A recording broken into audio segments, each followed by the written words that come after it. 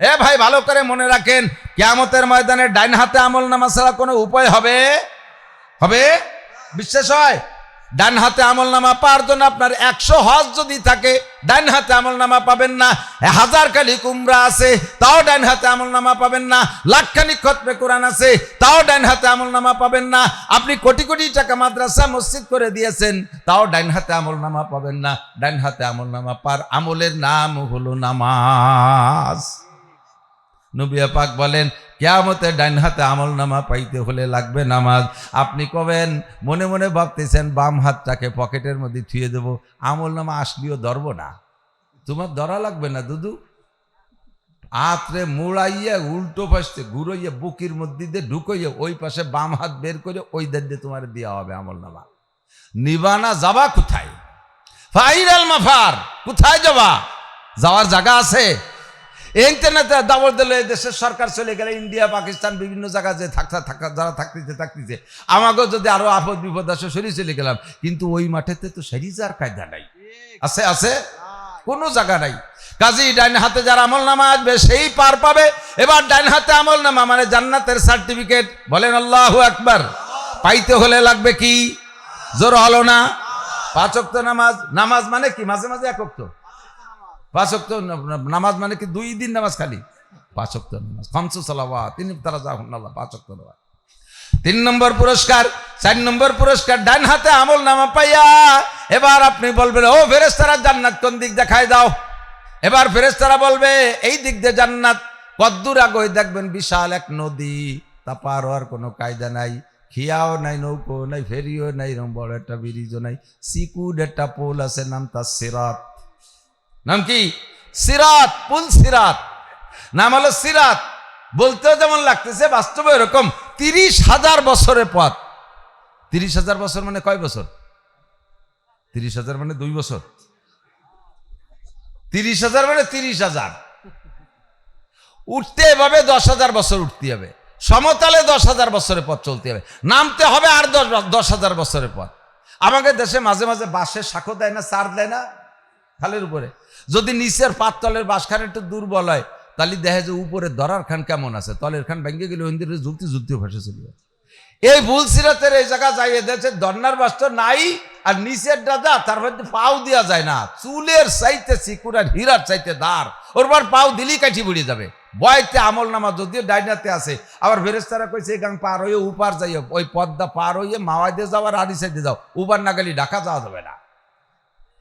এ জান্নাতে নদীর উপার পার হবো কিভাবে? ভয়তে আমলনামা ধরে চুপ করে বসে পড়ছে। আল্লাহ তালিয়ার আমাকে কপালে বেসতে নাই, ডাইনাতে আমলনামা পাইছি, এই জায়গা বেশি কিনে তুই একদিন চলে যেতে না,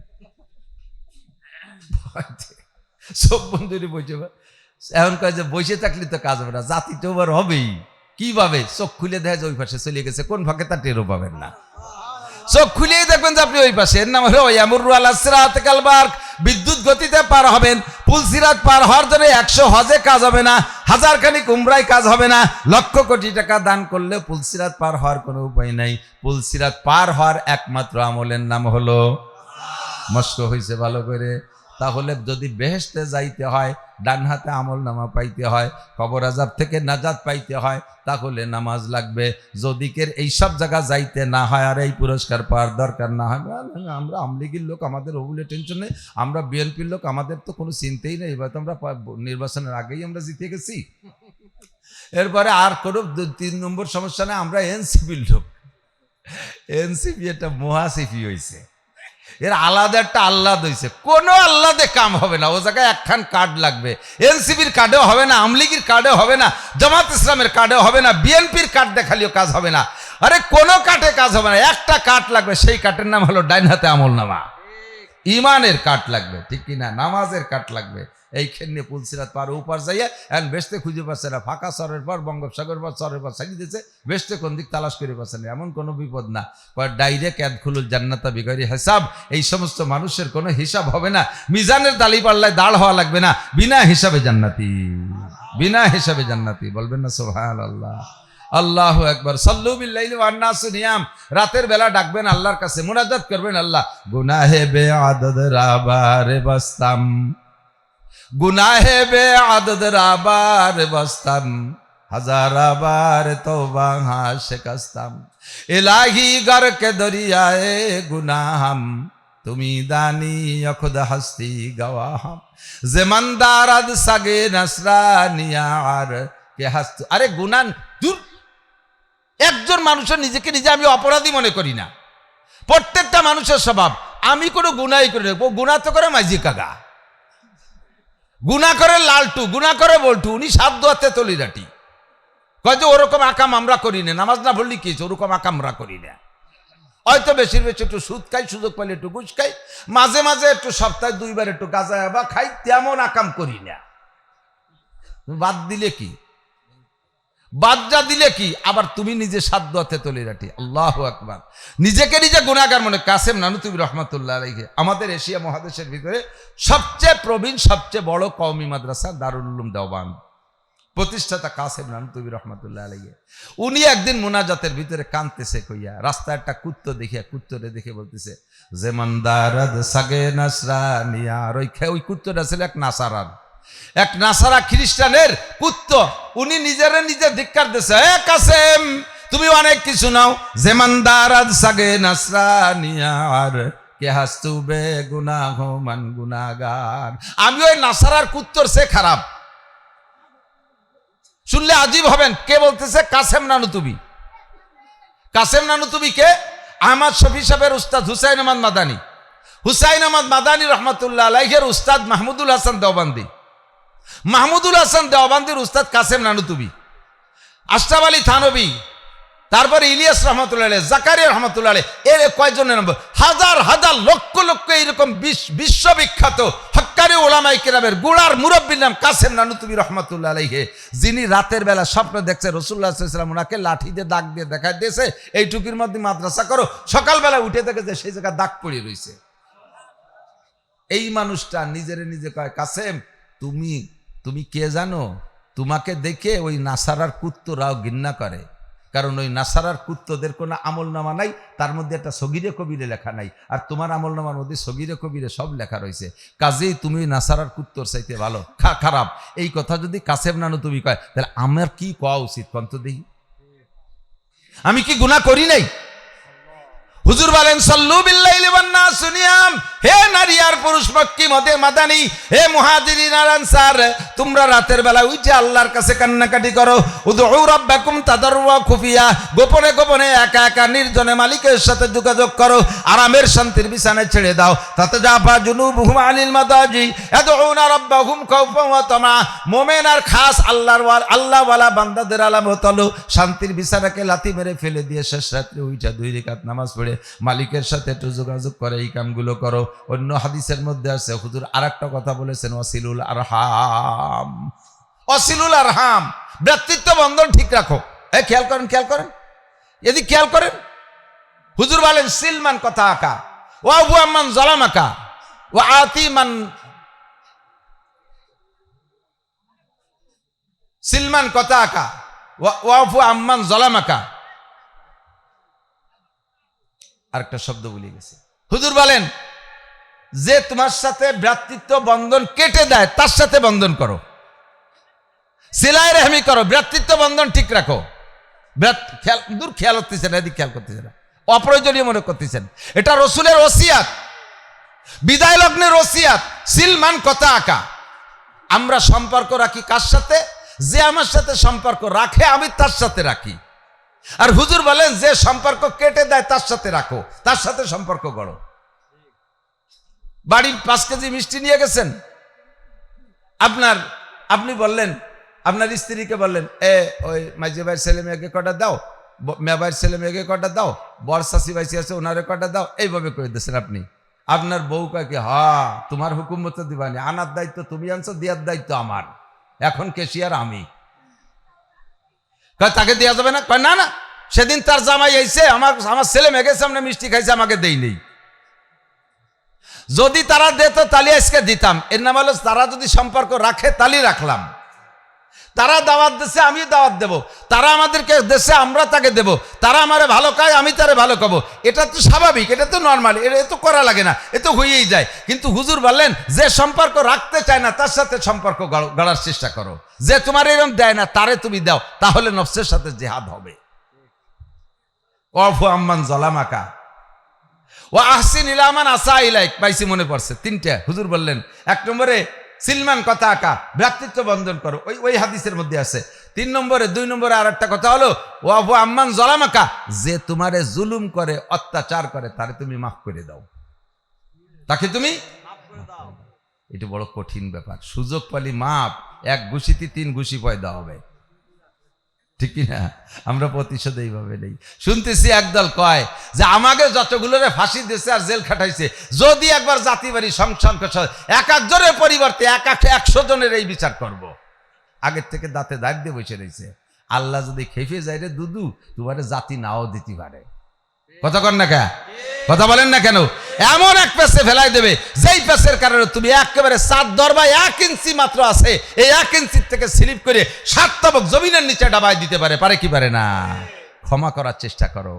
ও আতি আম্মান লাম ইউতিক, আর তুমি তাকে দাও যে ওয়াহসিন ইলা মান আসা ইলাইক, যে তোমারে ক্ষতি করে তারে তুমি উপকার করো, যে তোমারে ক্ষতি করে তারে তুমি উপকার করো। হুজুর আলাইহিস সালাতু ওয়াস সালামের মাদানী নসিহত প্রত্যেকে যেন বলতে বলতে সরে চলে আসছি। আলিউল কালাম, মিষ্টি ভাষায় কথা বলো, বেশি বেশি একে অপরকে সালাম করো। আসসালামু আলাইকুম ওয়া রাহমাতুল্লাহ। আল্লাহ পাকও সালাম দেওয়া, সালামের উত্তর দেওয়ার পদ্ধতি বলে দিয়েছেন। ওয়াইজা হুইয়িতুম বিতাহিয়াতিন ফাহাইয়ু, যখন কেউ তোমাকে সালাম দেয় তুমিও জবাব দাও। বিআহসানা মা হুইয়িতুম আও রুদ্দুহা, যে পরিমাণ দেশে তার চাইতে ভালো দাও অথবা সমপরিমাণ দাও। তার চেয়ে ভালোরও পরিমাণ রাসূলুল্লাহ সাল্লাল্লাহু আলাইহি ওয়াসাল্লাম শিখিয়ে দিয়েছে।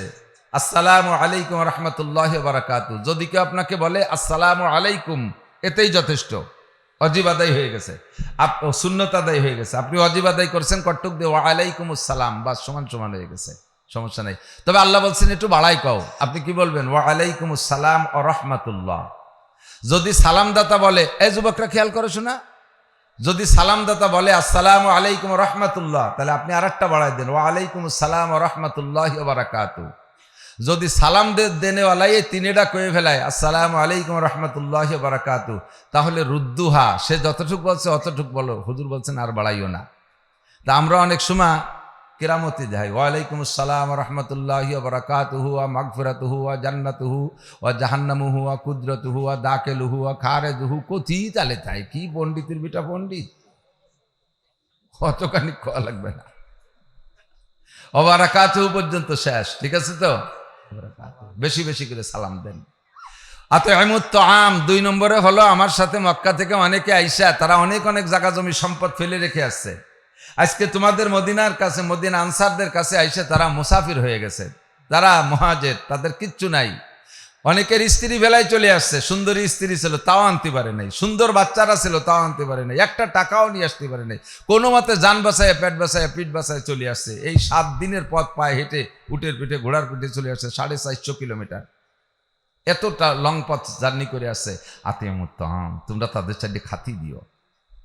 তারা যদি নিজ দেশে থাকতো ভাতের অভাব ছিল না, তাদের খেজুরির অভাব ছিল না, বরঞ্চ তারা যে জায়গায় ছিল সে জায়গার সম্পর্কে ইব্রাহিম আলাইহিস সালাম দোয়া করে গেছে, আল্লাহ রাব্বি জাআল হাযাল বালাদা আমিনা ওয়ারযুক আহলাহু মিনাত তামারাত, রব্বুল আলামিন এই শহরে যারা বসবাস করবে তাদের নিরাপত্তা তুমি দিও, আর দুনিয়ার যে প্রান্তে যত ফল ফ্রুট হোক না কেন সব ফল তুমি এদেরকে আগে খাওয়াইও।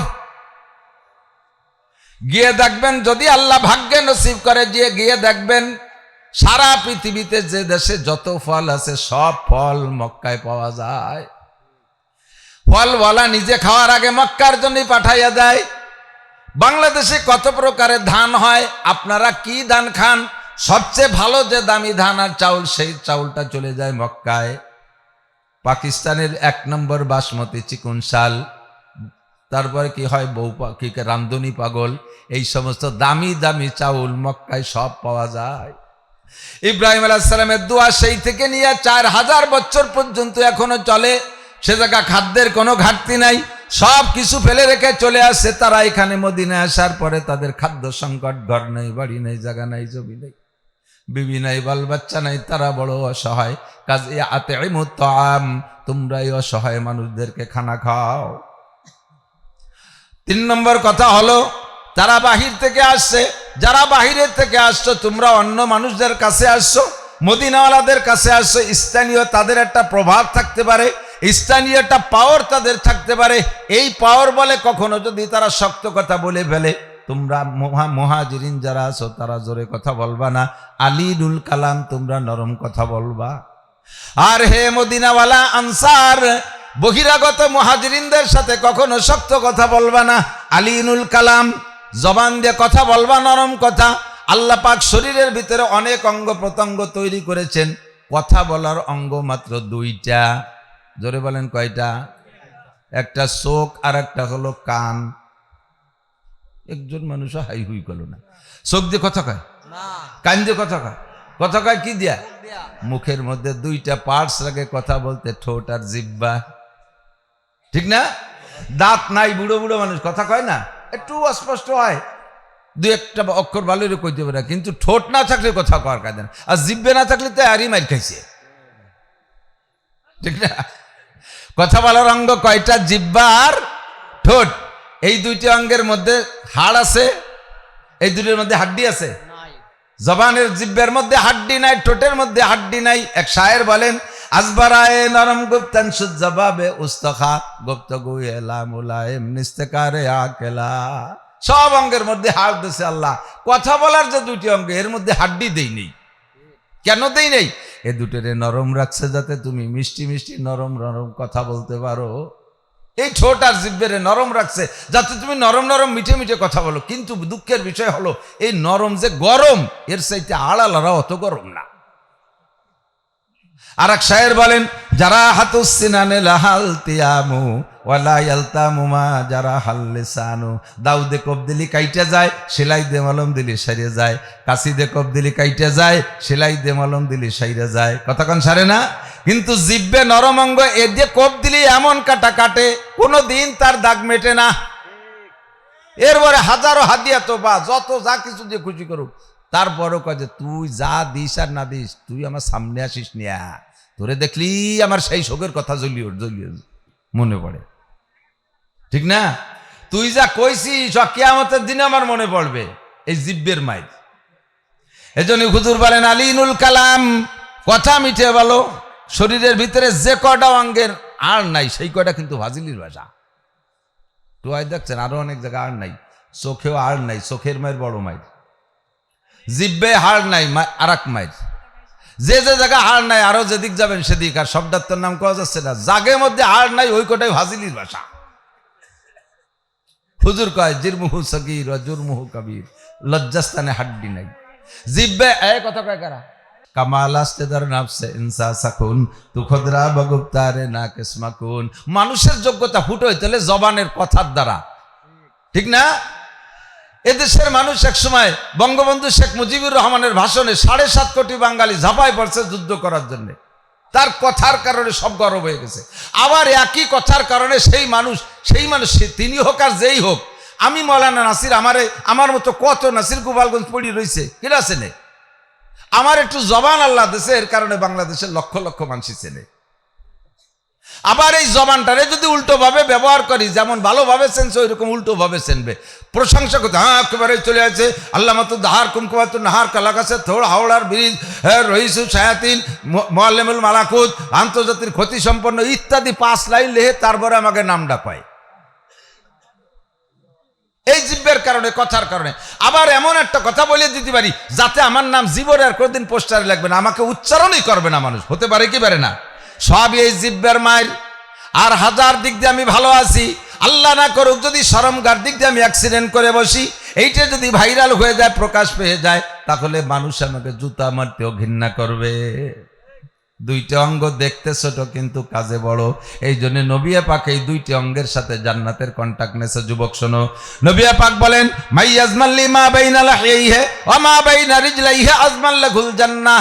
যে ব্যক্তি মাত্র 2টি অঙ্গের জিম্মাদারি নিতে পারবা, অনলি কয়টা? জোর হলো না? আর একবার, 2টি অঙ্গের জিম্মাদারি আমাকে নিতে বলা হয়েছে, তাহলে আমার জান্নাতের জামিন হবে বিশ্বনবী মুহাম্মদুর রাসূলুল্লাহ।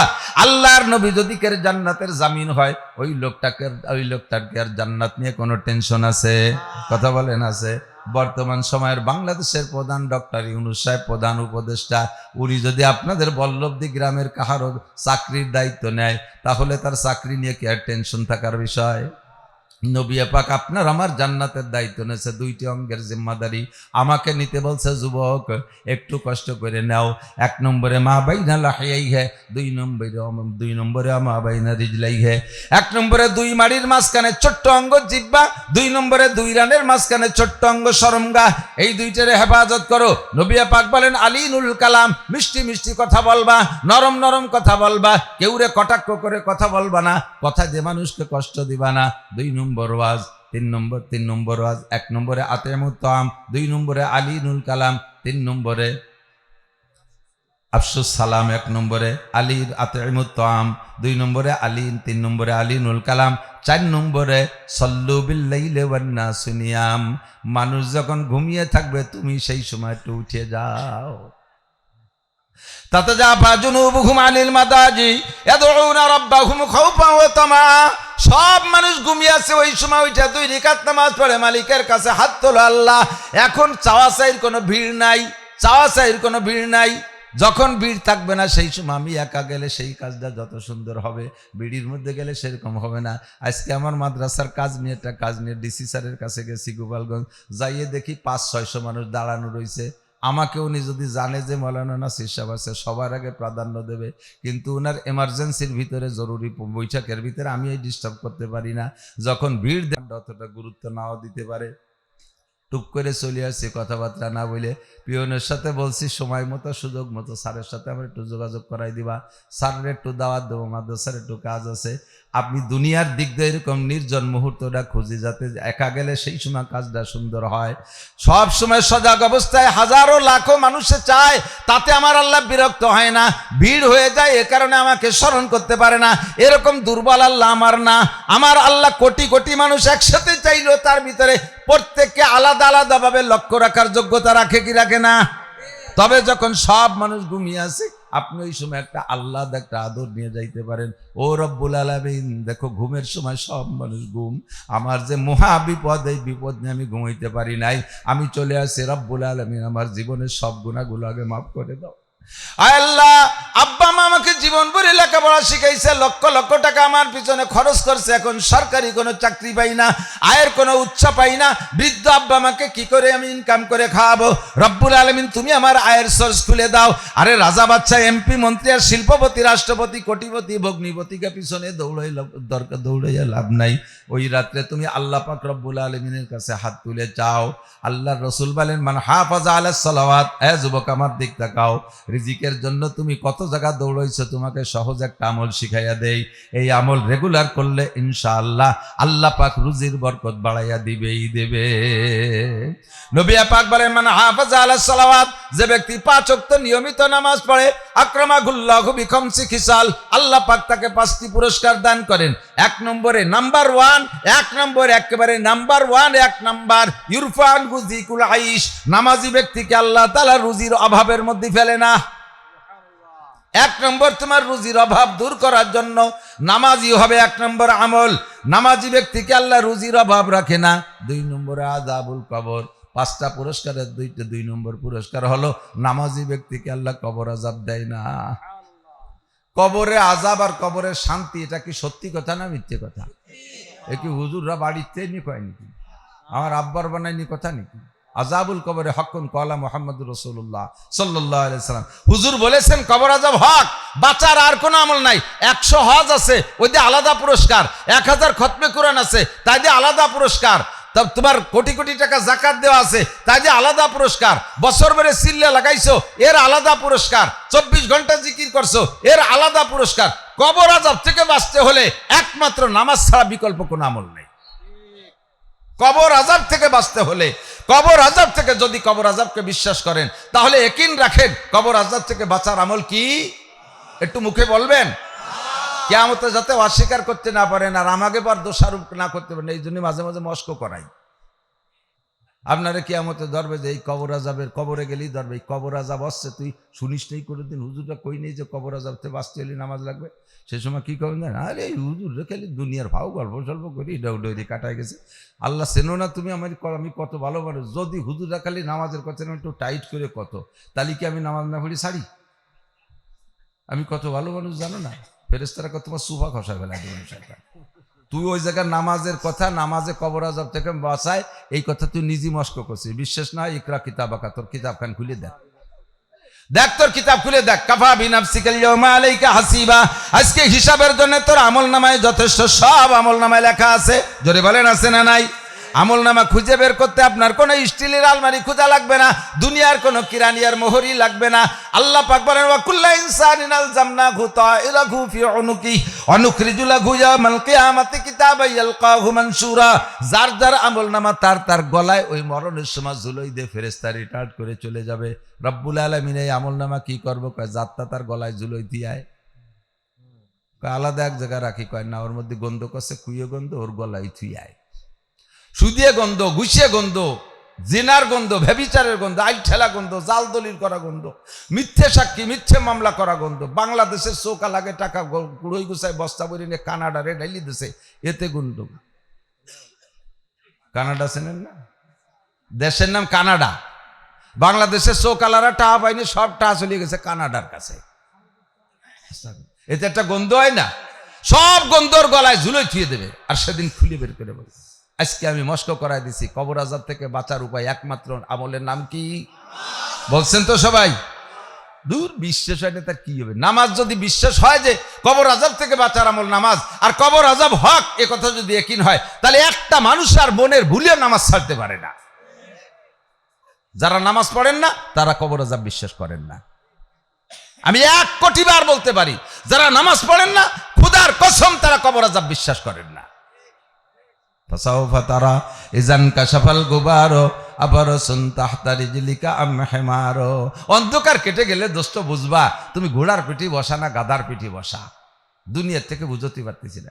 মর্দ মারা সরবা সরদার খাবেদা গাছতে বেদারা কেউ রব আজহা। দুনিয়া যতক্ষণ আছেন ঘুম আছেন, কবরে যাওয়ার পরে সজাগ হবেন। আর সব চোখ সজাগ হলে যেমন সব দেখা যায়, কবরে যাওয়ার পরে সজাগ হবেন। ফেরেশতা দেখবেন, কবর আযাব দেখবেন, জান্নাত দেখবেন, সব কিছু দেখতে পারবেন। সেদিন দেখে চিৎকার মেরে বলবেন কি, রব্বানা আখরিজনা মিনহা ফাইন উদনা ফাইন্না জালিমুন রব্বানা আবসারনা ওয়া সামিনা ফারজিনা নামাল সালিহান ইন্না মুকিনুন। রব্বুল আলামিন দুনিয়ায় থাকতে বুঝি নাই, এখন তো সবই দেখতেছি, সব সত্য কথা, একটাও মিথ্যে না। আর একটা বার তুমি দুনিয়ায় পাঠায় দাও। খোদার কসম এই কথাগুলো বলবেন, রব্বানা আখরিজনা মিনহা, আল্লাহ এখান থেকে বের করে দাও, ফাইন উদনা ফাইন্না জালিমুন। আবার যদি এই অন্যায়গুলো করি, যে অন্যায়ের কারণে অ্যারেস্ট হয়েছি, যে অন্যায়ের কারণে ফেরেশতারা রিমান্ডে নিয়ে আসছে, এই অন্যায় যদি আর পুনরায় করি, ফাইন উদনা ফাইন্না জালিমুন, তখন তুমি জালেম সাব্যস্ত করে যে বিচার করবা কোনো কথা বলবো না। আল্লাহ তুমি আর একটা বার বের করে দাও। 70 লক্ষ বছর পর্যন্ত চিৎকার করার পরে আল্লাহ পাক বলবেন, ইকসাউ ফিহা ওয়ালা তুকাল্লিমুন, কোনো কথা বলবি না। আলাম ইয়াতিকুম নাযির, তোমাদের কাছে কি দুনিয়ায় বক্তারা যায় নাই? আলাম ইয়াতিকুম নাযির, তোমার কাছে কি বক্তা যায় নাই? ভীতি প্রদর্শক যায় নাই? এ বয়ানগুলো কি তোমার সামনে হয় নাই? আল্লাহর সামনে ধরা পড়ে যাবা। আল্লাহর হাতে ধরা পড়ার পরে যখন আল্লাহ বলবেন আলাম ইয়াতিকুম নাযির, সেদিন মিথ্যে কথা বলার কোনো উপায় থাকবে না, স্বীকার করতে বাধ্য হবেন। ক্বালু বালা কদ জানা নাযির ফাকাযাবনা ওয়া কুলনা মা নাযালাল্লাহু মিন শাই। জি আল্লাহ এসেছিলেন। এই যে এক হুজুর দাঁড়ায় দাঁড়ায় কতক্ষণ কি চমৎকার কথা বলবে। নামাজের কথা বলার সময় যুবকদের, সেও যুবক মানুষ, যুবকদের নামাজের জন্য দাওয়াত দিয়েছে, সে কেঁদেই ফেলছে। এরপরে আমাদের পুরান পরিচিত বুড়ো মৌলানা নাসির সাহেব আইসা, সেও কতভাবে চিৎকার করে বলেছিল, কিন্তু ফাকাযাবনা ওয়া কুলনা মা নাযালাল্লাহু মিন শাই, এ কথাকে সত্য বলে মানতে পারি নাই, বুঝে আসে নাই যে সত্যি নামাজের কারণ, নামাজ না পড়ার কারণে এই শাস্তি, আর পড়তে পারলে, পড়া থাকলে এই প্রতিদান। এ কথাটা সেদিন বিশ্বাস হয় নাই। আর একটা বার তুমি বের করে দাও, আর কোনোদিন ভুল করবো না। আল্লাহ পাক বলবেন কাল্লা, আর কখনো হবে না। ইকসাউ ফিহা ওয়ালা তুকাল্লিমুন, পড়ে থাক, আমার সাথে কোনো কথাই বলবি না। উপায় নাই। কবর আযাব থেকে বাঁচতে হলে তাহলে 2 নম্বর কি বলেন, আমাদের 5টা পুরস্কারের ভিতরে 2 নম্বর পুরস্কার কবর আযাব থেকে মাপ। 3 নম্বর পুরস্কার হলো ইউতিহিল্লাহু কিতাবাহু বিয়ামিনি। এ ভাই ভালো করে মনে রাখেন, কিয়ামতের ময়দানে ডাইন হাতে আমলনামা ছাড়া কোনো উপায় হবে? বিশ্বাস হয়? ডান হাতে আমলনামা পাওয়ার জন্য আপনার 100 হজ যদি থাকে, ডান হাতে আমলনামা পাবেন না। 1000 খালি উমরা আছে, তাও ডান হাতে আমলনামা পাবেন না। লাখখানিক খতমে কোরআন আছে, তাও ডান হাতে আমলনামা পাবেন না। আপনি কোটি কোটি টাকা মাদ্রাসা মসজিদ করে দিয়েছেন, তাও ডান হাতে আমলনামা পাবেন না। ডান হাতে আমলনামা পার আমলের নাম হলো নামাজ। নবী পাক বলেন, কিয়ামতে ডান হাতে আমলনামা পাইতে হলে লাগবে নামাজ। আপনি কবেন, মনে মনে ভাবতেছেন বাম হাতটাকে পকেটের মধ্যে থুয়ে দেব, আমলনামা আসলেও ধরব না। তোমার ধরা লাগবে না দুদু, হাতরে মুড়াইয়া উল্টো পাশে ঘুরাইয়া বুকির মধ্যে দিয়ে ঢুকাইয়া ওই পাশে বাম হাত বের করে ওই দিয়ে তোমার দেওয়া হবে আমলনামা। নিবানা যাবা কোথায়? ফাইরাল মাফার, কোথায় যাবা? যাওয়ার জায়গা আছে? ইন্টারনেটে দাবর দিলে দেশের সরকার চলে গেলে ইন্ডিয়া পাকিস্তান বিভিন্ন জায়গায় যে যারা থাকতেছে আমাকেও যদি আরো আপদ বিপদ আসে সরিয়ে চলে গেলাম, কিন্তু ওই মাঠেতে তো সেরিজার কায়দা নাই। আছে কোনো জায়গা নাই। কাজী ডাইন হাতে যার আমলনামা আসবে সেই পার পাবে। এবার ডাইন হাতে আমলনামা মানে জান্নাতের সার্টিফিকেট। বলেন আল্লাহু আকবার। পাইতে হলে লাগবে কি? জোর হলো না? 5 ওয়াক্ত নামাজ। নামাজ মানে কি? মাঝে মাঝে 1 ওয়াক্ত। 5 ওয়াক্ত নামাজ মানে কি 2 দিন নামাজ খালি? 5 ওয়াক্ত নামাজ, 5 সালাওয়াত, 3 তারা জাহুন্নাল্লাহ, 5 ওয়াক্ত নামাজ। 3 নম্বর পুরস্কার। 4 নম্বর পুরস্কার, ডান হাতে আমলনামা পাইয়া এবার আপনি বলবেন, ও ফেরেশতারা জান্নাত কোন দিক দেখায় দাও। এবার ফেরেশতারা বলবে, এই দিক দিয়ে জান্নাত। কদ্দূর আগে দেখবেন বিশাল এক নদী, তা পার হওয়ার কোনো কায়দা নাই, খিয়াও নাই, নৌকো নাই, ফেরিও নাই, এরকম বড় একটা ব্রিজও নাই। সিকুড একটা পোল আছে, নাম তার সিরাত। নাম কি? সিরাত, পুল সিরাত। নাম হলো সিরাত। বলতেও যেমন লাগতেছে, বাস্তবে এরকম। 30,000 বছরের পথ। 30,000 বছর মানে কয় বছর? 30,000 মানে 2 বছর। 30,000 মানে 30,000। উঠতে এভাবে 10,000 বছর উঠতে হবে। সমতলে 10,000 বছরের পথ চলতে হবে। নামতে হবে আর 10,000 বছরের পথ। আমাদের দেশে মাঝে মাঝে বাঁশের শাখো দেয় না, চার দেয় না খালের উপরে। যদি নিচের পাততলের বাঁশখান একটু দুর্বল হয়, তাহলে দেখে যে উপরে দরার খান কেমন আছে, তলের খান ভেঙে গেলে হিন্দির ঝুলতে ভাসে চলে যায়।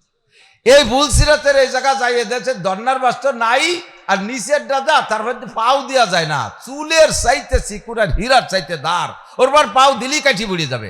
বয়তে আমলনামা যদিও ডাইনাতে আছে, আবার ফেরেশতারা কইছে এই গাং পার হয়ে উপার যাই, ওই পদ্মা পার হয়ে মাওয়াইদে যাও আর আড়ি সাইডে যাও, উপার না গেলে ঢাকা যাওয়া যাবে না। এ জান্নাতে নদীর উপার পার হবো কিভাবে? ভয়তে আমলনামা ধরে চুপ করে বসে পড়ছে। আল্লাহ তালিয়ার আমাকে কপালে বেসতে নাই, ডাইনাতে আমলনামা পাইছি, এই জায়গা বেশি কিনে তুই একদিন ছেড়ে যেতে হবে না। সব বন্ধুরই বসে, এখন কয় যে বসে থাকলে তো কাজ হবে না, জাতি তো আবার হবেই। কিভাবে? চোখ খুলে দেখা যায় ওই পাশে চলে গেছে, কোন ফাঁকে তা টেরও পাবেন না। চোখ খুলেই দেখবেন যে আপনি ওই পাশে। এর নাম হলো ইয়ামুরু আলা সিরাতিল বারক। বিদ্যুৎ গতিতে পার হবেন। পুল সিরাত পার হওয়ার জন্য 100 হজে কাজ হবে না, 1000 খানিক উমরায় কাজ হবে না, লক্ষ কোটি টাকা দান করলে পুল সিরাত পার হওয়ার কোনো উপায় নাই। পুল সিরাত পার হওয়ার একমাত্র আমলের নাম হলো মস্ক হয়েছে ভালো করে। তাহলে যদি বেহেশতে যাইতে হয়, ডান হাতে আমলনামা পাইতে হয়, কবর আযাব থেকে নাজাত পাইতে হয়, তাহলে নামাজ লাগবে। যদি কের এইসব জায়গা যাইতে না হয় আর এই পুরস্কার পাওয়ার দরকার না হয়, আমরা আমলিগির লোক, আমাদের ওগুলো টেনশন নেই, আমরা বিএনপির লোক, আমাদের তো কোনো চিন্তাই নেই, এবার তো আমরা নির্বাচনের আগেই আমরা জিতে গেছি। এরপরে আর কোনো 3 নম্বর সমস্যা নেই, আমরা এনসিপির লোক। এনসিপি একটা মহাসিপি হয়েছে, এর আলাদা একটা আহ্লাদ হয়েছে। কোনো আহ্লাদে কাম হবে না, ও জায়গায় একখান কার্ড লাগবে। এনসিপির কার্ডেও হবে না, আমলিগির কার্ডেও হবে না, জামাত ইসলামের কার্ডেও হবে না, বিএনপির কার্ড দেখালেও কাজ হবে না। আরে কোনো কার্ডে কাজ হবে না, একটা কার্ড লাগবে, সেই কার্ডের নাম হলো ডাইন হাতে আমলনামা। ইমানের কার্ড লাগবে, ঠিক কিনা? নামাজের কার্ড লাগবে। এইখানে পুলসিরাত পার উপার যাইয়া এখন বেসতে খুঁজে পাচ্ছে না, ফাঁকা চরের পর বঙ্গোপসাগর পর চরের পর ছাড়িয়ে দিয়েছে, বেসতে কোন দিক তালাশ করে পাচ্ছে না। এমন কোনো বিপদ না, ডাইরেক্ট ইয়াদখুলুল জান্নাতা বিগাইরি হিসাব। এই সমস্ত মানুষের কোনো হিসাব হবে না, মিজানের তালি পাল্লায় দাঁড় হওয়া লাগবে না, বিনা হিসাবে জান্নাতি, বিনা হিসাবে জান্নাতি। বলবেন না সুবহানাল্লাহ? আল্লাহু আকবার। সাল্লু বিল্লাইলি ওয়ান নাসু নিয়াম। রাতের বেলা ডাকবেন আল্লাহর কাছে, মুনাজাত করবেন, আল্লাহ গুনাহে বেআদদ রাবারে বাস্তাম, গুনাহে বে আদদের আবার বসতাম, হাজার আবার তওবা শিকস্তাম। ইলাহি গর কে দরিয়ায়ে গুনাহম, তুমি দানি খুদ হস্তি গওয়াহম। জমানদারাদ সাগে নসরানিয়ার কে হাস্ত। আরে গুনাহ দূর, একজন মানুষের নিজেকে নিজে আমি অপরাধী মনে করি না। প্রত্যেকটা মানুষের স্বভাব, আমি কোনো গুনাই করি না। গুনাহ তো করে মাইজি কাকা, গুনাহ করে লালটু, গুনাহ করে বল্টু, উনি সাত দোয়াতে তলিরাটি কয় যে ওরকম আকাম আমরা করি না, নামাজ না বললি কি ওরকম আকাম আমরা করি না। হয়তো বেশি বেশি একটু সুদ খাই, সুযোগ পাইলে একটু ঘুষ খাই, মাঝে মাঝে একটু সপ্তাহে 2 বার একটু গাঁজা বা খাই, তেমন আকাম করি না। বাদ দিলে কি, বাদ যা দিলে কি, আবার তুমি নিজে সাত দোয়াতে তলিরাটি। আল্লাহু আকবার। নিজেকে নিজে গুনাহগার মনে। কাসেম নানুতুবি রহমাতুল্লাহ আলাইহি আমাদের এশিয়া মহাদেশের ভিতরে সবচেয়ে প্রবীণ, সবচেয়ে বড় কওমি মাদ্রাসা দারুল উলুম দেওবান্দ প্রতিষ্ঠাতা কাসেম নানুতুবি রহমাতুল্লাহ আলাইহি। উনি একদিন মুনাজাতের ভিতরে কাঁদতেছে কইয়া, রাস্তায় একটা কুত্তো দেখিয়া, কুত্তরে দেখে বলতেছে জেমানদারাদ সাগে নাসরানিয়া। ওই কুত্তটা ছিল এক নাসারা খ্রিস্টানের কুত্তো। উনি নিজেরে নিজে ধিক্কার দিছে, এ কাসেম তুমি অনেক কিছু নাও, জেমানদারাদ সাগে নাসরানিয়ার কে হাস্তুবে গুনাহ মান গুনাহগার। আমি ওই নাসারার কুত্তর সে খারাপ। শুনলে আজীব হবেন, কে বলতেছে? কাসেম নানুতুবি। কাসেম নানুতুবি কে? আহমদ শফি সাহেবের উস্তাদ হুসাইন আহমদ মাদানী।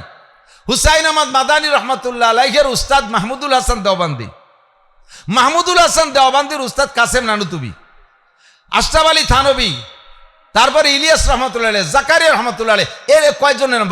হাজার হাজার লক্ষ লক্ষ এরকম বিশ্ববিখ্যাত হক্কানি ওলামায়ে কেরামের গোড়ার মুরব্বীর নাম কাসেম নানুতুবি রহমতুল্লাহ আলাইহি। যিনি রাতের বেলা স্বপ্ন দেখছে রাসূলুল্লাহ সাল্লাল্লাহু আলাইহি ওয়াসাল্লাম ওনাকে লাঠি দিয়ে দাগ দিয়ে দেখাই দিয়েছে, এইটুকির মধ্যে মাদ্রাসা করো। সকালবেলা উঠে দেখে যে সেই জায়গায় দাগ পড়ে রয়েছে। এই মানুষটা নিজেরে নিজে কয়, কাসেম তুমি কে জানো? তোমাকে দেখে ওই নাসারার কুত্তরাও ঘৃণা করে, কারণ ওই নাসারার কুত্তদের কোনো আমল নামা নাই, তার মধ্যে একটা সগিরে কবিরে লেখা নাই, আর তোমার আমল নামার মধ্যে সগিরে কবিরে সব লেখা রয়েছে। কাজেই তুমি নাসারার কুত্তর চাইতে ভালো, খারাপ। এই কথা যদি কাসেম নানুতুবি কয়, তাহলে আমার কি কওয়া উচিত কন্ত দেখি? আমি কি গুনাহ করি নাই? হুজুর বলেন সাল্লু বিল্লাইলি ওয়ান নাস নিয়াম। হে নারী আর পুরুষ, মক্কি মাদানী, হে মুহাজিরিন আর আনসার, তোমরা রাতের বেলা উঠে আল্লাহর কাছে কান্নাকাটি করো। উদউ রাব্বাকুম তাদাররুয়া খুফিয়া, গোপনে গোপনে একা একা নির্জনে মালিকের সাথে যোগাযোগ করো। আরামের শান্তির বিছানায় ছেড়ে দাও। তাতাজাফা জুনুবুহুম আনিল মাদাজি ইয়াদউনা রাব্বাহুম খাওফান ওয়া তামা। মুমিন আর খাস আল্লাহওয়ালা বান্দাদের আলামত হলো শান্তির বিছানাকে লাথি মেরে ফেলে দিয়ে শেষ রাত্রে উঠে 2 রাকাত নামাজ পড়ে মালিকের সাথে একটু যোগাযোগ করে এই কামগুলো করো। অন্য হাদিসের মধ্যে আছে হুজুর আরেকটা কথা বলেছেন, ওয়াসিলুল আরহাম। ওয়াসিলুল আরহাম, ভ্রাতৃত্ব বন্ধন ঠিক রাখো। খেয়াল করেন এদিকে খেয়াল করেন। হুজুর বলেন সিলমান কথা আকা ওয়া আবু আম্মান জালামাকা ওয়া আতিমান। সিলমান কথা আকা ওয়া আবু আম্মান জালামাকা। আরেকটা শব্দ ভুলে গেছে। হুজুর বলেন যে তোমার সাথে ভ্রাতৃত্ব বন্ধন কেটে দেয় তার সাথে বন্ধন করো, সিলাই রেহমি করো, ভ্রাতৃত্ব বন্ধন ঠিক রাখো। খেয়াল করতেছেন, এদিকে খেয়াল করতেছেন, অপ্রয়োজনীয় মনে করতেছেন। এটা রসুলের ওসিয়াত, বিদায় লগ্নের ওসিয়াত। সিলমান কথা আকা। আমরা সম্পর্ক রাখি কার সাথে? যে আমার সাথে সম্পর্ক রাখে আমি তার সাথে রাখি। আর হুজুর বলেন যে সম্পর্ক কেটে দেয় তার সাথে রাখো, তার সাথে সম্পর্ক গড়ো। বাড়ি 5 কেজি মিষ্টি নিয়ে গেছেন, আপনি বললেন আপনার স্ত্রীকে বললেন, ওই মাঝি ভাইয়ের ছেলে মেয়েকে কটা দাও, মেয়ের ছেলে মেয়েকে কটা দাও, বর শাশি ভাইসি আছে ওনারে কটা দাও, এইভাবে করে দিয়েছেন আপনি। আপনার বউ কয় কি, তোমার হুকুম মতো দিবানি, আনার দায়িত্ব তুমি আনছো, দেওয়ার দায়িত্ব আমার, এখন কেশিয়ার আমি। তাকে দেওয়া যাবে না? কয় না, সেদিন তার জামাই আইছে, আমার ছেলে মেয়েকে সামনে মিষ্টি খাইছে, আমাকে দেই নেই। যদি তারা দিত তাহলে আজকে দিতাম। এর নাম হলো তারা যদি সম্পর্ক রাখে তাহলে রাখলাম। তারা দাওয়াত দেশে আমি দাওয়াত দেব, তারা আমাদেরকে দেশে আমরা তাকে দেব, তারা আমারে ভালো খায় আমি তারে ভালো খাবো। এটা তো স্বাভাবিক, এটা তো নর্মাল, এটা তো করা লাগে না, এ তো হয়েই যায়। কিন্তু হুজুর বললেন যে সম্পর্ক রাখতে চায় না তার সাথে সম্পর্ক গড়ার চেষ্টা করো। যে তোমার এরকম দেয় না তারে তুমি দাও, তাহলে নফসের সাথে জিহাদ হবে। ওয়াফু আম্মান যালামাকা ওয়া আহসিন ইলা মান আসা ইলাইক। পাইছি, মনে পড়ছে তিনটা। হুজুর বললেন 1 নম্বরে সিলমান কথা আঁকা, ভ্রাতৃত্ব বন্ধন করো, ওই হাদিসের মধ্যে আছে। 3 নম্বরে 2 নম্বরে আর একটা কথা হলো ওয়াফু আম্মান যালামাকা, যে তোমারে জুলুম করে অত্যাচার করে তারে তুমি মাফ করে দাও, তাকে তুমি মাফ করে দাও। এটা বড় কঠিন ব্যাপার। সুযোগ পালি মাপ, 1 ঘুষিতে 3 ঘুষি পয়দা হবে, ঠিক না? আমরা প্রতিশোধ এইভাবে নেই। শুনতেছি একদল কয় যে আমাকে যতগুলোরে ফাঁসি দিয়েছে আর জেল খাটাইছে, যদি একবার জাতিবাড়ি সংসংখ্য এক একজনের পরিবর্তে 100 জনের এই বিচার করব। আগের থেকে দাঁতে দাঁত দিয়ে বসে রয়েছে। আল্লাহ যদি খেপে যায় রে দুদু, তোমার জাতি নাও দিতে পারে। কথা কন না কেন? কথা বলেন না কেন?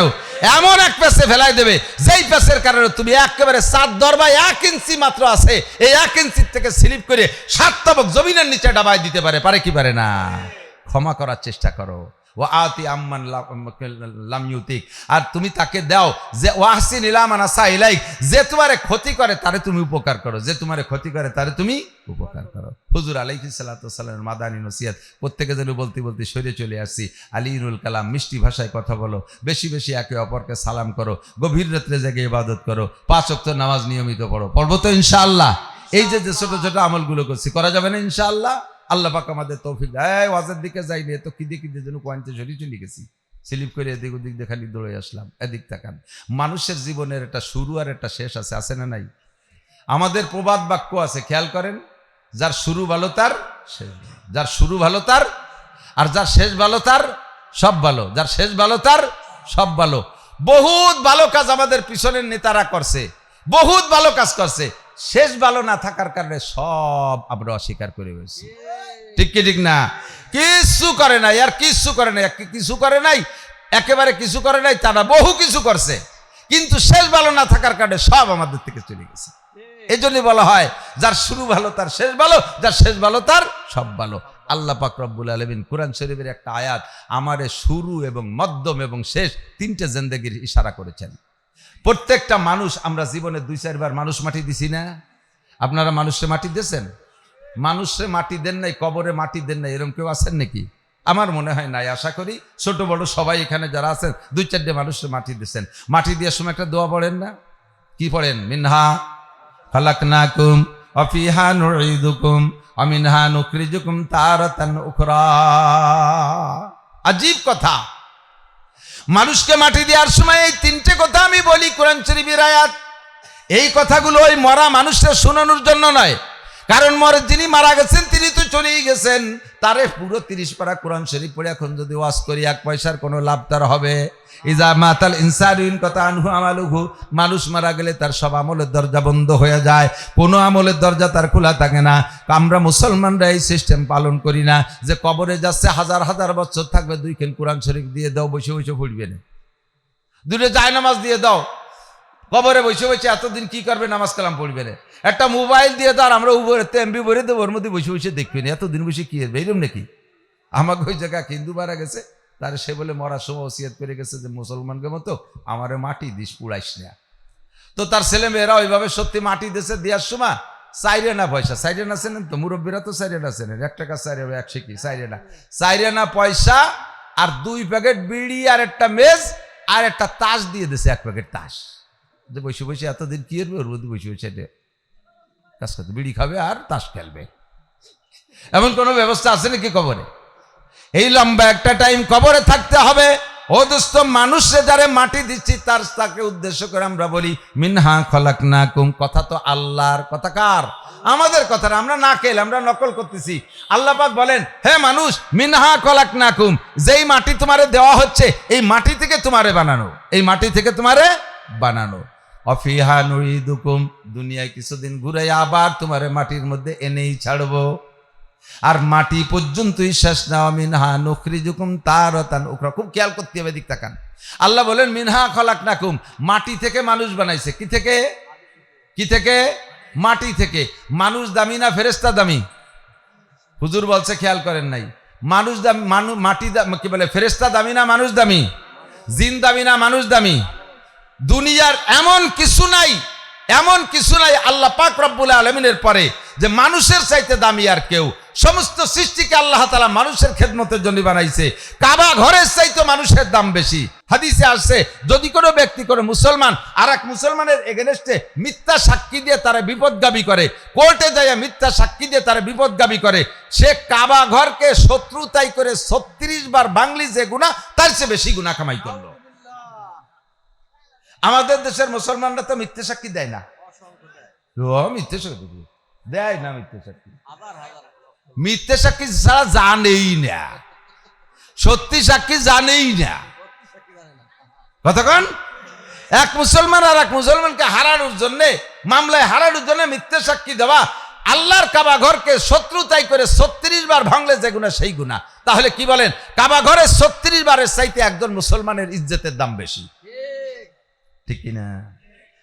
এত দামি মানুষ। অন্য আয়াতের মধ্যে ওয়ালাকাদ কাররামনা বানি আদম, আল্লাহ পাক বলেছেন মানুষকে আমি সবচাইতে সম্মানী করে বানাইছি। তো এত সম্মানী মানুষ, এত দামি মানুষ, কাবা ঘরের চাইতে দামি, ফেরেশতার চাইতে দামি, জিবরাইলের চাইতে দামি, মিকাইল ইসরাফিলের চাইতে দামি, সব ফেরেশতা, হামেলাতুল আরশ, আল্লাহর আরশ বহনকারী খাস 8 জন ফেরেশতা আছে, তার চাইতে মানুষ দামি।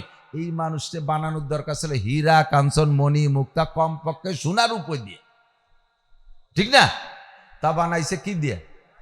মাটি দিয়ে, তাও ভেজাইলে মাটি। কোনো কোনো জায়গার মাটি একটু দলা, সে জায়গার মানুষ সাদা হয়েছে। আবার আর এক জায়গায় দাইফু মাটি দিয়ে বানাইছে, সে জায়গার মানুষ ধুমসা কালা হয়ে গেছে। আর একদা দোয়াশ মাটি দিয়ে বানাইছে, তারা একটু আদা সাদা, আদা কালা মাটি মেটি ভাব হয়েছে। এই ভ্যারাইটি কিসেমের মাটি। কিছু কিছু মানুষের বানাইছে মনে হয় একেবারে পচা, কুইয়ে পচা মাটি দিয়ে, তাকে স্বভাব ওই রকম পচা, ঠিক না? আল্লাহ তাআলা এই দামি মানুষটা দামি কিছু দিয়ে না মানে মাটি দিয়ে বানাইলেন কেন? অহংকার মেটানোর জন্য। মাটির ভিতরে 2টা গুণ আছে, খেয়াল করেন। মাটির মধ্যে কয়টা গুণ? 2টা গুণ আছে। এই 2টা গুণ আল্লাহর খুব পছন্দ হয়, এই জন্য আল্লাহ মাটি দিয়ে বানাইছে। খেয়াল করেন, খুব ভালো করে খেয়াল করেন। 2টা গুণ, কয়টা গুণ? 2টা গুণ মাটির মধ্যে আছে, যেই 2টা গুণ আর কাহারও মধ্যে নাই। এই জন্য আল্লাহ মাটিরে পছন্দ করে মাটি দিয়ে মানুষ বানাইছে, যাতে মানুষের মধ্যে 2টা গুণ প্রকাশ পায়। একটা গুণ হলো মাটির মধ্যে ধৈর্যশীলতা আছে, মাটির ভিতরে সহনশীলতা। মাটির উপরে, মাটির ভিতরে যে ধৈর্য আছে, এটা আর কাহারও মধ্যে এই ধৈর্য নাই। মাটির উপরে এক জায়গা মাটিরে খনন করে বিশাল পুকুর বানায় ফেলাইছেন, 200 বছর পর্যন্ত পুকুর হিসেবে ব্যবহার করছেন।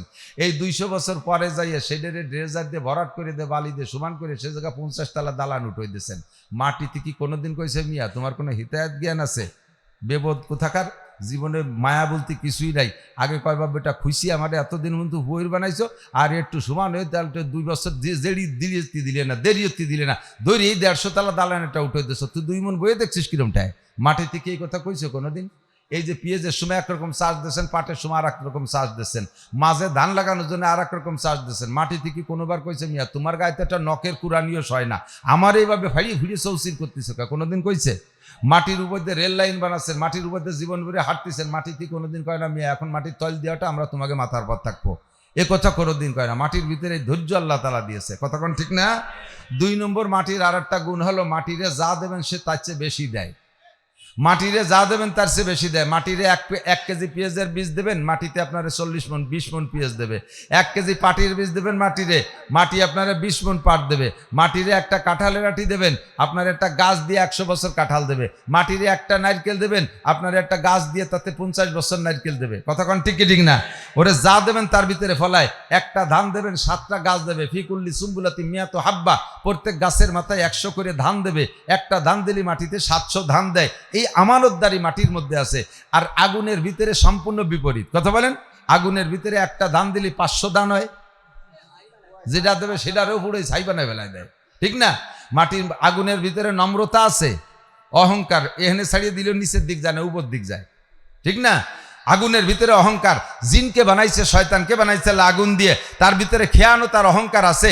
এই জন্য আল্লাহ তাআলা মানুষ বানাইছে মাটি দিয়ে, যাতে মাটির ভিতরে নম্রতা, ভদ্রতা আর আমানতদারি পায়। কিন্তু দুঃখের বিষয় হলো এই মাটির বানাইনে মানুষের ভিতরে খেয়ানো তো পরিপূর্ণ আছে, অহংকারও পরিপূর্ণ আছে। যে আশায় আল্লাহ পাক মাটি দিয়ে মানুষ বানাইছে, আল্লাহ পাকের সেই আশা পূরণ করলো না মানুষে।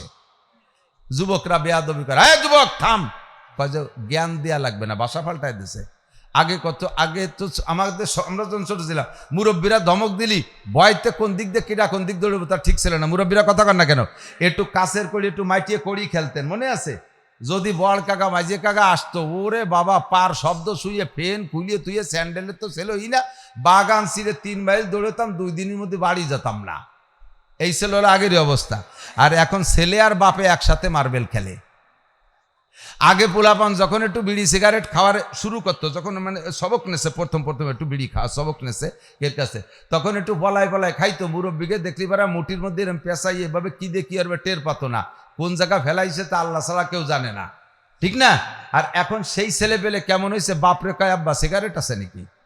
সুবহানাল্লাহ, কথা কর না কে? এ চলছে কি চলছে না কথা বলেন? দাঁড়িয়ে খাড়িয়ে পেশাব করতেছে যুবক, যুবক বসে পেশাব করো, যার যার পেশাব সেই করেন, আপনি আমার জ্ঞান দেন নাকি? বলে কি বলে না? শেখ সাদি রহমাতুল্লাহ আলাইহি বলেন, না শায়দ বনিয়া দমে খাকে জাদ কেদার সর কুনাদ কে বেরতুন দিও বাদ তুরাবা চুনি তুন দিও সরকাশি না পেন্দা রামাজ খা কিয়া জাতেশি। মানুষকে আল্লাহ তাআলা মাটি দিয়ে বানাইছে যাতে এই 2টা গুণ মাটির মানুষের থেকে প্রকাশ পায়। কিন্তু হে মানুষ, তোমার চাল চলন উঠা বসা সারকাশি বিয়াদবি গুস্তাকি দেখে আমার মনে হয় না যে তুমি মাটির বানানো আদম সন্তান। আমার মনে হয় যুবক, তোমারে দেখে তুমি আগুনের বানানো ইবলিসের বাচ্চা, তুমি শয়তানের বাচ্চা, শয়তান বলে মনে হয়। কথা বললে নিষেধ করলে আরো লাভ দিয়ে ওঠে। বসে পেশাব করতে গেলে দাঁড়ায় পেশাব করে, দাঁড়ায় পেশাব করতে যে বসতে গেলে ফিরে ঘুরিয়ে আপনার দিক ফিরে দাঁড়াবে, আর এক বিপদ। ঠিক কি ঠিক না? এই জন্য আল্লাহ পাক মাটি থেকে মানুষের বানাইছে যাতে মানুষের মধ্যে অহংকার না হয়। নুতফা, আল্লাহকে মিন নুতফা, লাস্টে মাটি দিয়ে সরাসরি যদি আদ্যে পুতুলির মতো বানাই দিতাম তাও একটা শান ছিল। তোমারে সেই মাটির ভিতরতে ফসল বানাইয়া, ফসলের থেকে ফসলের খাবার বানাইয়া তোমার আব্বা মার পেটের মধ্যে দিয়া সেই জায়গা থেকে সেই খাদ্যকে আবার রিফাইন করে একটু বীর্য বানাইছি। এমন নাপাক পানি যা শরীরের থেকে বেরোয় গেলে আউলাকে সারাগা নাপাক হয়ে যায়, এমন পচা পানি দিয়ে তোমারে বানাইছি। তোমার এত অহংকার আসে কোত্থেকে? মিনহা খলাকনা, হিসাব করছেন কি দিয়ে বানাইছে? আমার অহংকার আসে কোত্থেকে? এরপরে আল্লাহ পাক বলেন, বানাইছি কিন্তু তুমি মনে করো না যে দুনিয়ার জিন্দেগি শেষ। অফিহা নুইদুকুম, অফিহা নুইদুকুম। খেয়াল করেন আয়াতের তর্জমা, আল্লাহ পাক বলেন নাই যে অফিহা তাউদুন, তোমরা মাটির মধ্যে আবার ফিরে আসবা, এ কথা বলে নাই। যদি বলতো যে বান্দা মেলা মানুষ বানায় ফেলাইছি, সেই আমেরিকা থেকে নিয়ে জাপান পর্যন্ত কিরা কোন জায়গা সবাই বড়াই গেছে, আমি তো তালাশ করে পাচ্ছি না, খুঁজে পাচ্ছি না, তোরা একটু মাটির তলে ফিরিয়ে আয়, তাহলে একটাও যেতাম। ওই 50 তলা 200 তলা দালান মানে তার উপর আল্লাহ পারলি তুমি টাইনি, আমরা এখানে আসি থাকবো, যাবো না মাটির তলে, এইভাবে থাকতাম বেকা হইয়া। আল্লাহ কয় ওরকম না, আমিও তো রিকোয়েস্ট করবো না।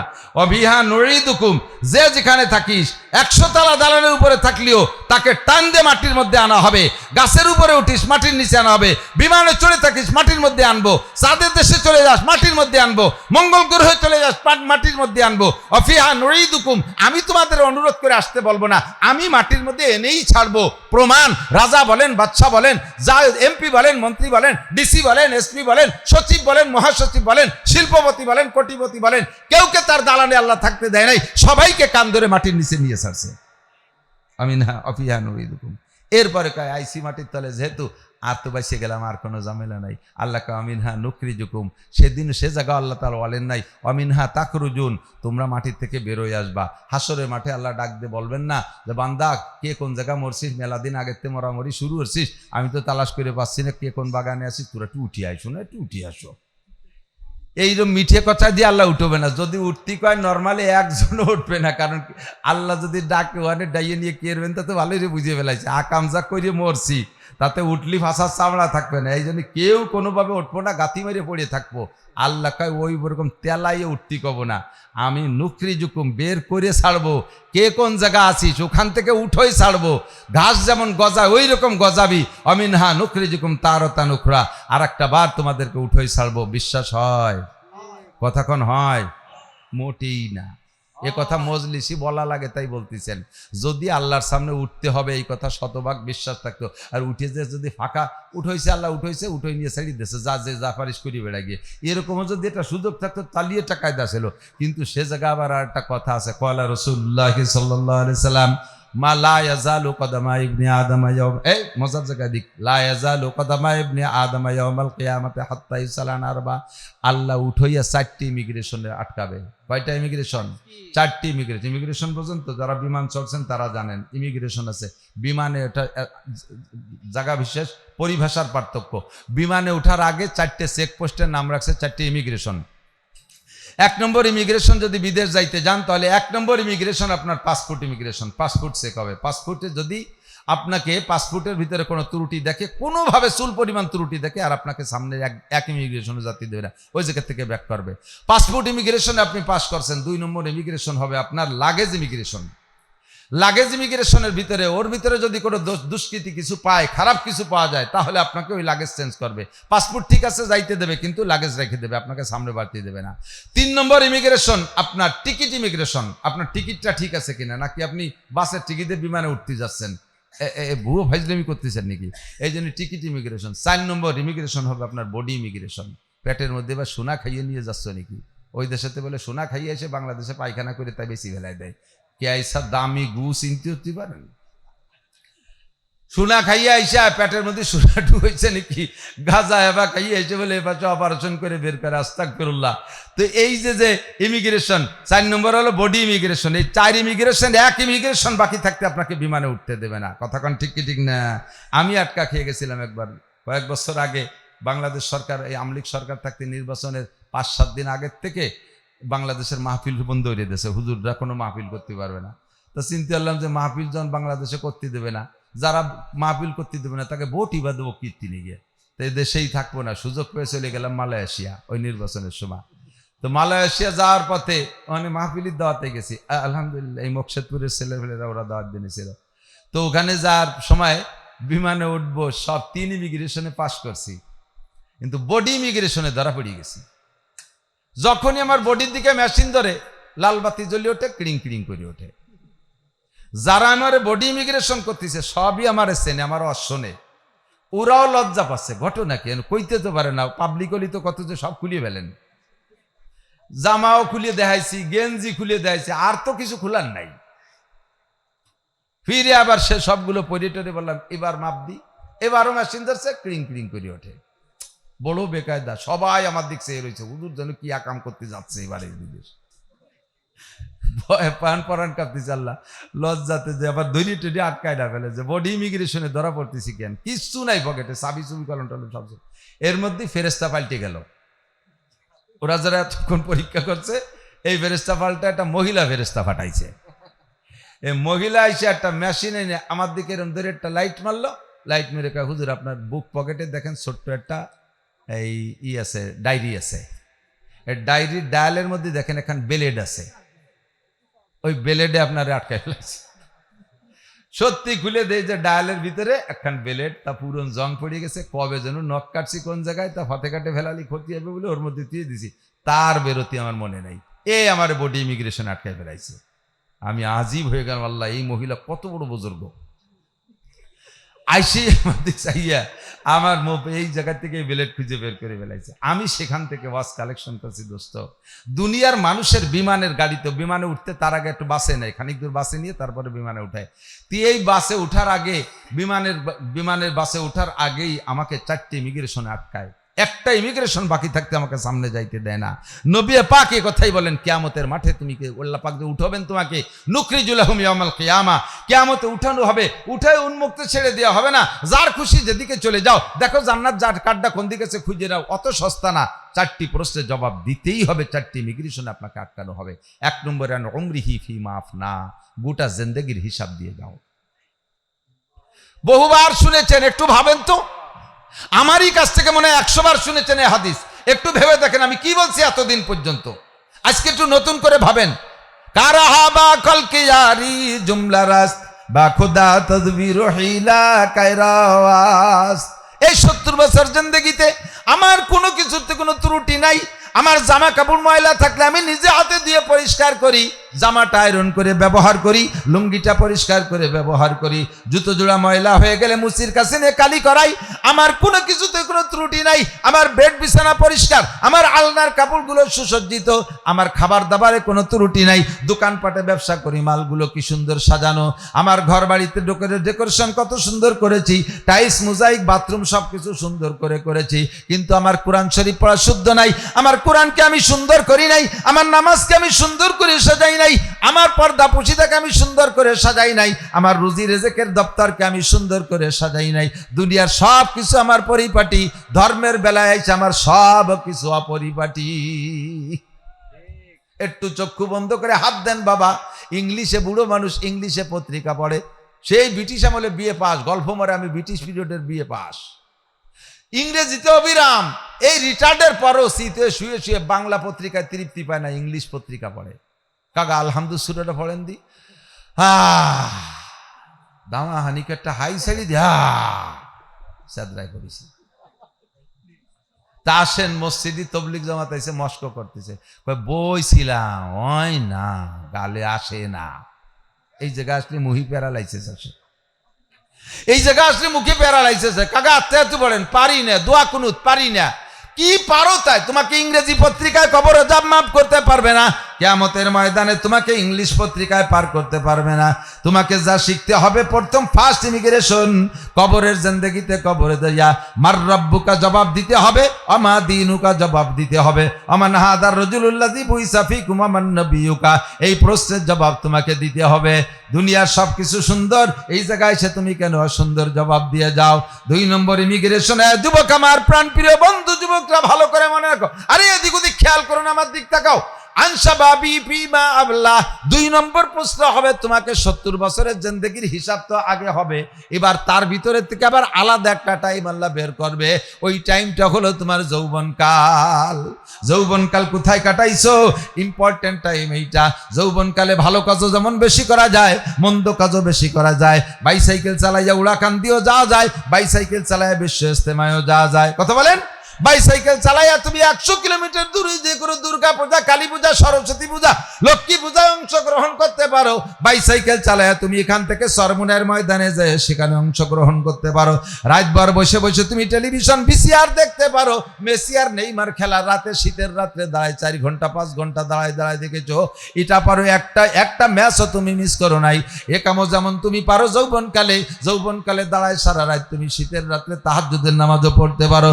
তুমি এই যৌবনকালটা কোন কাজে বেশি লাগাইছো?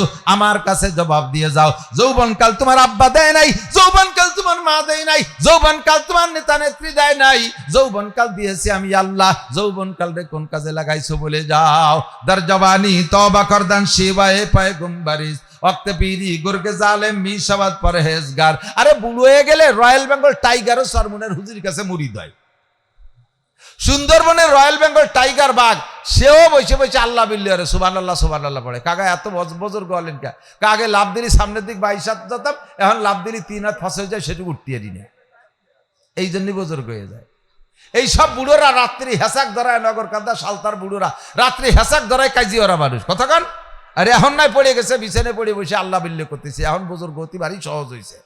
শেখ সাদি রহমাতুল্লাহ আলাইহি বলেন, সিংহের মতো শক্তি সাহস সব হয়ে গেছে গত, কোনো মতে আসবে সে আসি ভাই খ্যাকশিয়ালের মতো। সিংহের মতো শক্তি সব চলে গেছে, এখন বৃদ্ধ হইয়া খ্যাকশিয়ালের মতো পড়ে আসি। এই সময় মুরিদ হওয়া ভারী সহজ, কিন্তু যৌবনকালে রক্তের গরম থাকতে যেটা মুরিদ হবে ওইটা হলো নবীওয়ালা স্বভাব।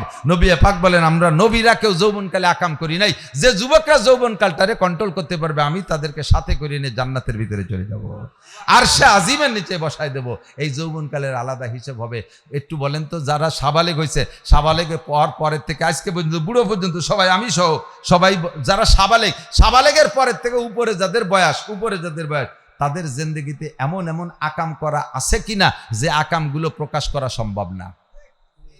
Any man, everybody challenge. একটা মানুষও তার এই কি বলা হয় আভ্যন্তরীণ আখলাকের উপরে শতভাগ গ্যারান্টি দিতে পারবে না। প্রত্যেকটা মানুষের জীবনে এমন এমন অন্যায় করা আছে যা ব্যক্ত করা যায় না। আহকামুল হাকিমিনের এক নাম সত্তার, তার সত্তার মানে গোপন করনেওয়ালা। আল্লাহ আমাদেরকে গোপন রাখে বিদায় সমাজে মুখ দেখাতে পারি, ঠিক কিনা?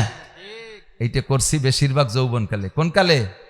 এই যৌবনকালটা। তোমরা যারা এখন যৌবনে আছো, আজকে যদি তুমি তওবা করো, আজকে যদি তুমি তওবা করো, খাস তওবা করো, তুমি আব্দুল গফফার সাহেব হুজুরের চাইতে আল্লাহর কাছে বড় বুজুর্গ হয়ে যাবা।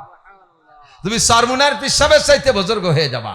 তুমি আজকে তওবা করো, আল্লাহ ভুল করে ফেলেছি, আল্লাহ ভুল করে ফেলেছি, অনেক গাঁজা খাইছি, বিড়ি খাইছি, জিনা করেছি, বহু মেয়েদের সাথে মেয়েদের চরিত্র নষ্ট করেছি, অন্যায় করেছি, অনেকের গাছের ফল ফ্রুট পাড়ি চুরি করে খাইছি, কত মুরগি চুরিয়ে রেখে খোপে আগুন ধরাই দিছি। আল্লাহ তুমি মাফ করে দাও, আজকে তওবা করো, তুমি সবচেয়ে বড় বুজুর্গ। শাহাবুন শাফি ইবাদাতিল্লাহ। আল্লাহ আন শাবাবি ফিমা আবলা। 3 নম্বর হলো ওয়ান মালিহি মিন আইনা ইকতাসাবা ফিমা আনফাকা। 3 নম্বর ইমিগ্রেশন বড় ডেঞ্জারাস। খেয়াল করি কেন 3 নম্বর ইমিগ্রেশনটা খুব ডেঞ্জারাস, বিপজ্জনক। আন মালিহি, মাল সম্পর্কে জিজ্ঞাসা হবে, মিন আইনা ইকতাসাবা ফিমা আনফাকা। এই খুব খেয়াল, প্রত্যেকে কামাই করেছো, কোথায় খরচ করেছো বলে যাও। বলবেন আল্লাহ আমার খরচটা বাদে আমি যেভাবে কামাই করছি তুমি শুনলি তুমি আল্লাহ আশ্চর্য হয়ে যাবা।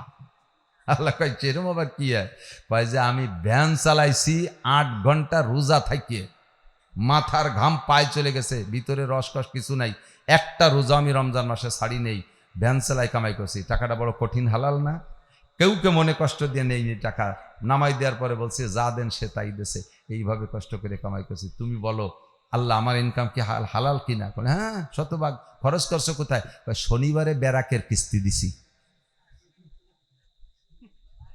শনিবারে ব্যারাকের কিস্তি দিছি। কামাইটা করছো বড় সুন্দর, কিন্তু খরচটা করলে কোথায়? গ্রামীণ ব্যাংকের কিস্তি দিছি, আশার কিস্তি দিছি, কামাই করছি রোজা থেকে ভ্যান চালাইয়া, কিন্তু খরচ করছি ওই জায়গায়। এই জন্যই তুমি আটকে যাওয়া। তুমি কি করছো? আল্লাহ কামাই যেভাবে করি না করি, খরচ শুনলি তুমি আল্লাহ আশ্চর্য হয়ে যাবা। কি করছো? কাবা ঘরের গিলাপ দিয়ে দিছি। এই বছর কাবা ঘরে যেদিন গিলাপ দেয় মুহররমের 1 তারিখে, আমি সেই দিন হেরেম শরীফে গেছি উমরায়, হাজির হওয়া আছে। ঢুকছি তো ধুয়ে আমার ঢুকতে দেয় না, কয় আজকে ঢুকা হবে না, এই রাত্রে রাত 3টের আগে ঢুকা যাবে না। আরে সরিয়ে যায় কে রে, আমি কতক্ষণ ধরে রাখবো? কাবা ঘরের গিলাপের গায়ে 1400 কেজি ওজন, প্রায় 1.5 টন কেরান দিয়ে উঠায়। এর গায়ে দেখছেন ওই যে সোনালী রঙের লেখা, কোনো এমনি নর্মাল সুতো দিয়ে লেখা না, 114 কেজি স্বর্ণ দিয়ে ওই লেখাটা, হুবহু স্বর্ণ, 114 কেজি।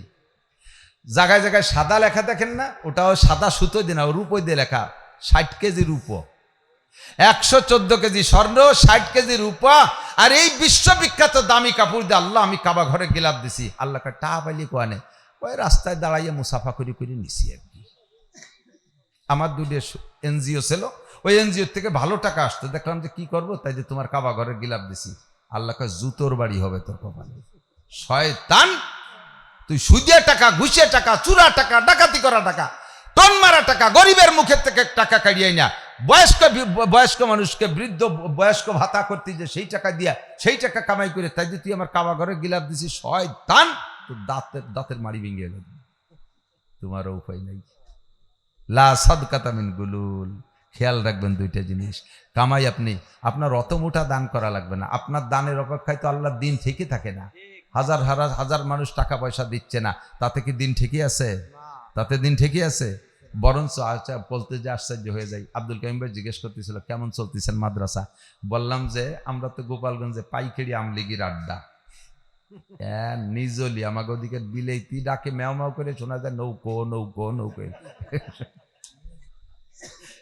এত নৌকো, একেবারে মাদ্রাসার পেটের মধ্যে নৌকো, সব নৌকো আর নৌকো। তা আমাদের তবে ওদিকের আওয়ামী লীগের একটা স্বভাব ভালো ছিল, তারা কখনো আমাদের ওলামায়ে কেরামের সাথে বেয়াদবি ব্যবহার করে নাই, খুব সদ্ব্যবহার এবং পর্যাপ্ত মাদ্রাসা করে, খুব দান করে আওয়ামী লীগের লোকজন মাদ্রাসায়। কিন্তু এই ঝামেলার পরে আমলিগালারা চলে গেছে, কিডা কনে তালাশ করে পাচ্ছি না, এমন দুশ্চিন্তায় পড়ে গেলাম যে মাদ্রাসা চালাবো কি দিয়ে, টাকা দেয় আমলিগালারা, তারা নাই, আর মাদ্রাসা চালাবো কি দিয়ে। দেখলাম যে এই বছর আরো ভালো চলতেছে। কারণ কি শোনেন, কারণ হলো এই বছর আমাদের তাওয়াক্কুল বোঝেন তো, ভরসা। তাওয়াক্কুল মানে কি? এতদিন মাদ্রাসা করছি দিনের জন্য, কিন্তু ভরসা ছিল যে অমুক শিল্পপতি দেবে, অমুক অফিসার দেবে, অমুক নেতা দেবে, এই অমুকের দিকে একটু নজর ছিল। এবার সে অমুকের গোষ্ঠী সব সেরিয়ে চলে গেছে, এখন দেওয়ার মতো দুনিয়ায় কোনো মানুষ নাই, বিলকুল মুনাজাত উপর দিক উঠে গেছে। আগে হাত এই দিক পারতাম, এখন হাত উপর দিক পাতে, আল্লাহ হয়ে গেছে কাম। আল্লাহ পাক কয় ঠিক আছে, এখন তাওয়াক্কুল কাছাচ্ছে, আমি আল্লাহ পাক রব্বুল আলামিন ব্যবস্থা করো, অফিস সামায় রিজকুকুম, আসমান থেকে রিজিক পাঠাবো। এই জন্য বিগত সব বছরের চাইতে বছর ভালো আছি, সব বছরের চাইতে আমার মাদ্রাসা নিয়ে ভালো আছি। ইতিমধ্যে আমি প্রায় 30 লক্ষ টাকা, 30-35 লক্ষ টাকার কাজ এই বছর করছি। যে 35 লক্ষ টাকা যে কোত্থেকে আসে তা আমিও জানি না, এখনো মাদ্রাসা চালু রাখছি। এখন আর কালেকশনের কিছু না, আমি মাদ্রাসায় মসজিদের কাজ হাত দিছি, বলছে কাজ চলতে থাকবে, কাজ চলতে তাহলে থাকবে। আল্লাহ যদি আমারে মাঠে রাখে, 2 পয়সা আল্লাহ দেয়, এই দিয়ে আমি মাদ্রাসার কাজ চালাই নেবো, আমি আর কোথাও হাত দেবো না। কালেকশন মালেকশন সব বাদ। ওমাই ইয়াতাওয়াক্কাল আলাল্লাহ ফাহুয়া হাসবুহু, যে আল্লাহর পর ভরসা করে আল্লাহই তার জন্য যথেষ্ট হয়ে যায়। কথা বলুন ঠিক কি ঠিক না? সব কিছু থেকে ভরসা বাদ। রুজি দেয় কে? খাবার দেয় কে? এই যে পর্যাপ্ত বৃষ্টি কে দেয়? একটু দুনিয়ার রাজা বাচ্চারা এত কিছু পারে, ডোনাল্ড ট্রাম্প আইসে বাংলাদেশের বৃষ্টি ঠেকাই দিয়ে যদি, নেতানিয়াহু এত পারিস বাংলাদেশের বৃষ্টি ঠেকাই দিয়ে যা, আর যখন বৃষ্টি হয় না তখন তোর 14 গোষ্ঠী আয় নিয়ে 1 ফোঁটা বৃষ্টি নামাই দিয়ে যা, পারবে? বৃষ্টি কার হাতে? খরা কার হাতে? আপনাদের পিএস কার হাতে? ভয় নাই, কালেকশন করবে না, যে চাষ দিছে 1 মাঠে 2 চাষ দিলি মাটি নষ্ট হয়ে যায়, আর হবে না। আলহামদুলিল্লাহ, আপনাদের এলাকার মানুষকে আল্লাহ তাআলা আলাদা কায়দায় তৈরি করছে। এই নগরকান্দা সালতার পিএস আমার মাদ্রাসার সাইনবোর্ডা রয়েছে। 1 মসজিদে গেছি, সেই মসজিদে 42 মন দিয়েছে নিজেরা উঠে গিয়ে। এর আগের বছর সালতা এই বাহিদ্দে 1 মসজিদে দিয়েছে 50 মন, ওই 8গড় ইউনিয়নের সোহাগ চেয়ারম্যান তার মসজিদে দিয়েছে 50 মন। 1 বছর 100 মনে আর মাইপিয়ে কাটায় মেপে দিয়ে দিছে। আরো খালি আমারে না, প্রত্যেকটা মাদ্রাসায় দেয়। এজন্য আল্লাহ পাক আপনাদের এই 2টা ফসলকে রানিং রাখছে। আপনারা এর হক আদায় করবেন না জীবন বেড়ে? এর হক আদায় করবেন না? ফসলের হক আদায় করবেন, হিসাব করে মিনিমাম 40 ভাগের 1 ভাগ দিয়ে দেবেন, কমপক্ষে 40 ভাগের 1 ভাগ। 100 মন পিএস পেলে 2.5 মন দিয়ে দেবেন। 50 মন পাট পাইলে তার থেকে 1 মন 10 কেজি, 50 কেজি পাট আপনি আল্লাহর রাস্তায় দান করে দেবেন। আগামী বছর আপনার পাট আরো সুন্দর হবে। বিশ্বাসটা হয় একটা বার আল্লাহকে একটু ট্রাই করে দেখবেন। এবার কুরবানি ওয়াজিবই নেই, কোনো মতে টাইনি টুনে এর কাছ থেকে কয় টাকা উদরই হলে একটু আপনি কুরবানি দেন, দেখবেন আগামী বছর আল্লাহ আপনার তৌফিক দিয়ে দেবে। আগামী বছর এটা একটা দেওয়ার তৌফিক হয়েছে, ছোট মোটো একটা জেটটুক একটা দেওয়ার তৌফিক হয়েছে, তার সাথে কষ্ট করে একটু বাড়ায় দেবেন।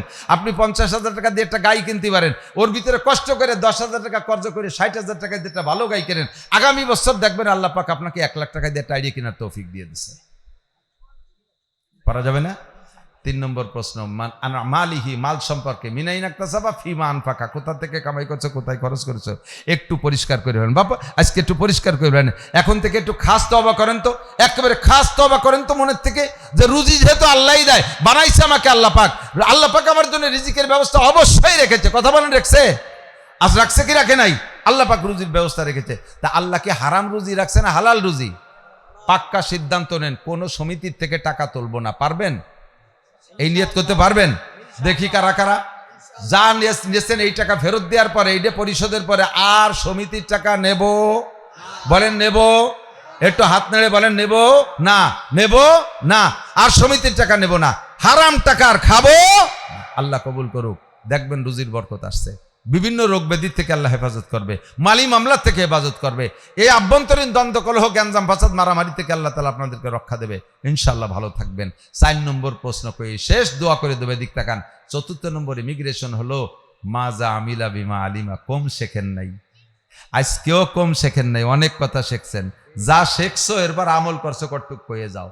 না জানা মানুষের এক কথাতে, আল্লাহ আমি যদি জানতাম তাহলে কি আমল না করে ছাড়তাম, আমি তো সে জানি নেতা কি এরবো, এই বুকা সাজে বেহা হয়ে পড়ে গেলেন, আল্লাহ পাক একটা দেশারি দিলে দিতে পারে। কিন্তু জানিয়ে শুনে আমল করেন নাই, এই লোকটা ধরা খাবেন বেশি। সবচাইতে বেশি ধরা খাবে আলেম ওলামারা, সবচেয়ে বেশি।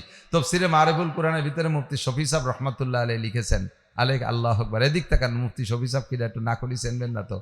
বাংলাদেশের বর্তমানে সারা বাংলাদেশটা, সারা পৃথিবীর বললে ভুল হবে না, হাদিসের উপরে এবং ফিকহের উপরে, ফতোয়ার উপরে সবচাইতে বড় আলেম মুফতি আব্দুল মালিক সাহেব, আমাদের বাইতুল মোকাররমের ইমাম সাহেব। আব্দুল কাইম সাহেব না, ওনার এসে আব্দুল মালিক সাহেবের ছাত্র, আব্দুল কাইয়ুম সাহেবও পড়াইতে পারে এরকম বহুত বড় বড় আলেম আছে, তারা আব্দুল মালিক সাহেবের ছাত্র। এই আব্দুল মালিক সাহেবের উস্তাদ হলো এর এই পাশে কথা কয় কারা, এই তিনটে পান আনছে, একটা মানসির, একটা গরুর, একটা ছাগলের, এই গল্প দিতে বলো। আব্দুল মালিক সাহেবের উস্তাদ আবুল ফাতা আবু গুদ্দাহ। এ আবুল ফাতা আবু গুদ্দাহ সাহেবের কাছে পাঠাইছে আব্দুল মালিক সাহেবরে পাকিস্তানের চিফ জাস্টিস মুফতি তকি উসমানী। পাকিস্তানের তকি উসমানীকে বলা হয় বর্তমানে সারা পৃথিবীর সবচাইতে বড় মুরব্বী মুফতি। এই তকি উসমানীর আব্বা হলো মুফতি শফি সাহেব রহমাতুল্লাহ আলাইহি।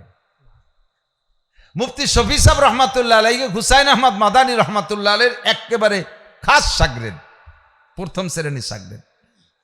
এই মুফতি শফি সাহেব রহমাতুল্লাহ তাফসীরে মারিফুল কুরআনের ভিতরে লেখছে, সাধারণ পাবলিক কিয়ামতের ময়দানে মোটা মোটা কয়েকটা জবাব দিয়ে পার হয়ে জান্নাতে চলে যাবে।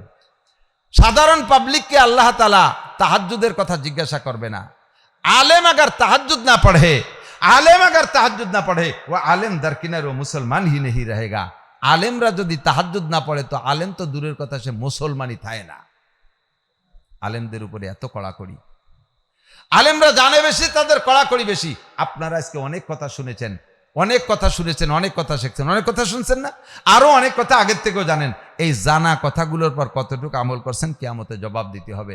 এই জবাব রেডি করিয়ে তারপরে মনে করে যে মিনহা খলাকনাকুম আফিহা নুঈদুকুম আমিনহা নুখরিজুকুম তারাতান উখরা। পলায় লুকায় থাকতে পারবো না কোনো মাটির তলে। আল্লাহ পাক যেমন প্রথমবার মাটির থেকে উঠাইছে ওরকম আবার মাটির মধ্যে নিল, আবার শেষবার উঠাইতে পারবে, কোনো সন্দেহ নাই। উঠোই আল্লাহর সামনে 4 প্রশ্নের জবাব দিতে হবে। আমাদের কাহারও দ্বারা জবাব দেওয়া সম্ভব না। আল্লাহ বিনা প্রশ্নে বিনা জবাবে আমাদেরকে পার হওয়ার ব্যবস্থা করে দিও, জোরে বলেন আমিন। আর এর জন্য সেভাবে প্রিপারেশন, সেভাবে প্রস্তুতি এখন থেকে নিতে হবে। আমার যুবকরা, তোমাদের উপরে আমার বিশেষ অনুরোধ, আজকে থেকে পাক্কা তওবা করো।